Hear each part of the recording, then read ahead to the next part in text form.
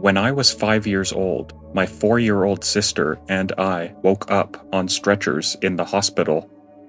All I could remember at first were the incredibly bright lights and white, sterile walls.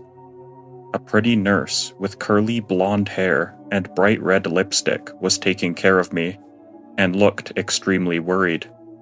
I think I might have been strapped down to the stretcher, but I don't remember.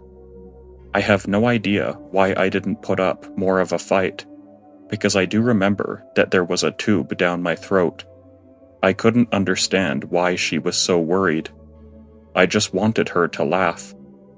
So every time she would give me the next shot in my arm, I would try to gasp, look at her, then roll my eyes and pretend to pass out.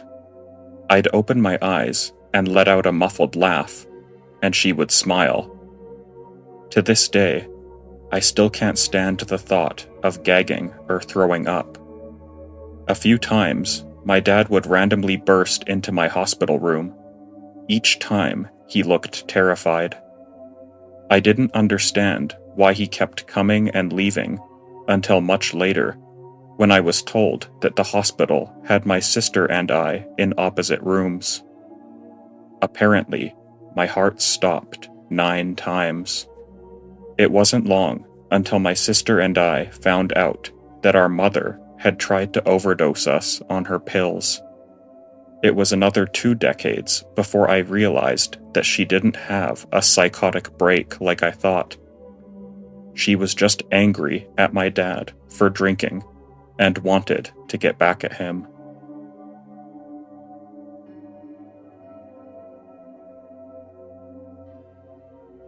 This is just a random incident that happened a few years ago at home. I was about 14 or 15 at the time.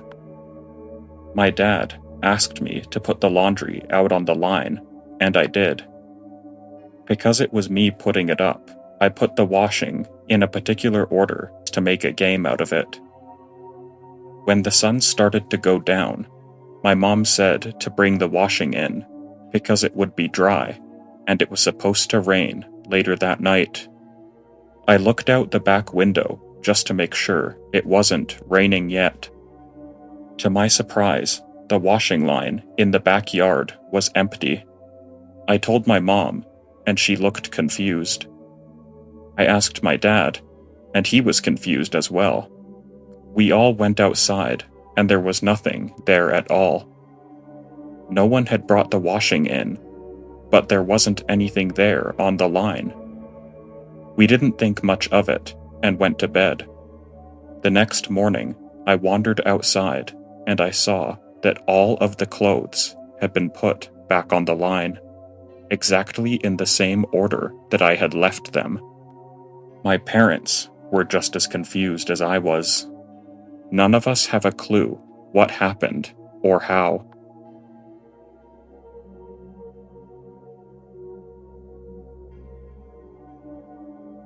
My mother put us to sleep one night and went to bed as usual. My father was passed out drunk next to her.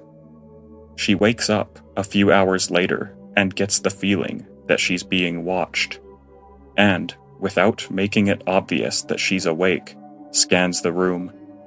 At the foot of her bed, there's a man, crouched down, facing her back side. She reaches over, under the covers, and nudges my father. He doesn't budge. Her leg is sticking out of the blanket, and the man starts touching her feet.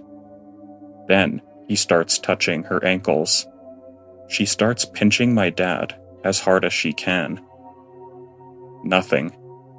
The man is touching further and further up her leg, taking his time since, hey, everyone's asleep. He reaches her knee and pinches. He's running his hand up her thigh and pinches again. Finally, with an extremely powerful pinch, she wakes my dad up and says, "What are you doing?" The creeper gets up and runs out of the bedroom. My mom hears the sliding door open and then crash shut. She gets up and checks on us girls, fearing that he might have taken one of us. We're all there, safe in bed, so she locks the door and checks the front door, then goes back to bed. In the morning, she takes a look around the house, inside and out. Nothing has been moved or taken, but outside on her bedroom windowsill is a tobacco can. It's full of Vaseline. Apparently, this guy frequented my mom's window to watch her do what should be private. He never came back to the house, at least, not inside.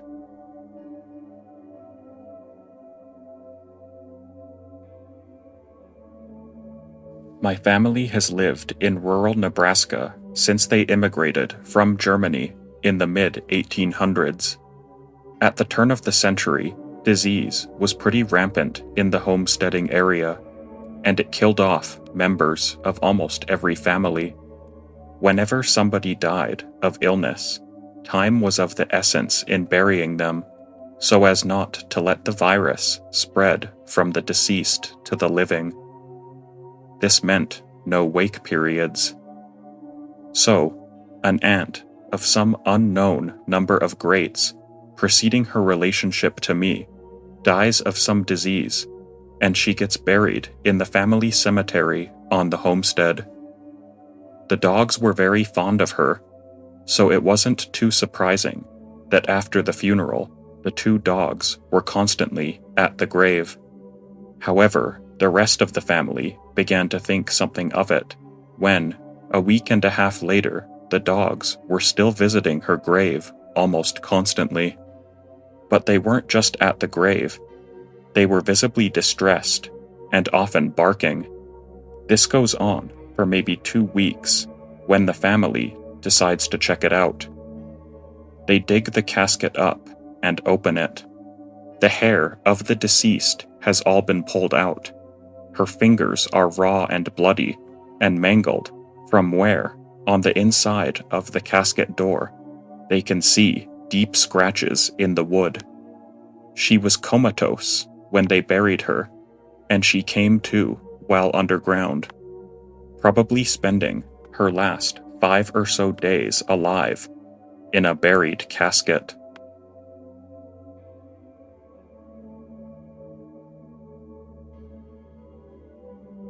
When I was younger, I used to live by the woods and could see a cemetery from my back porch.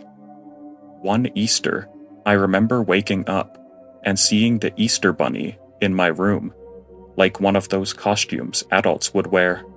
And what really gets me is I remember smelling the wet hay. When I woke up, I didn't tell anyone.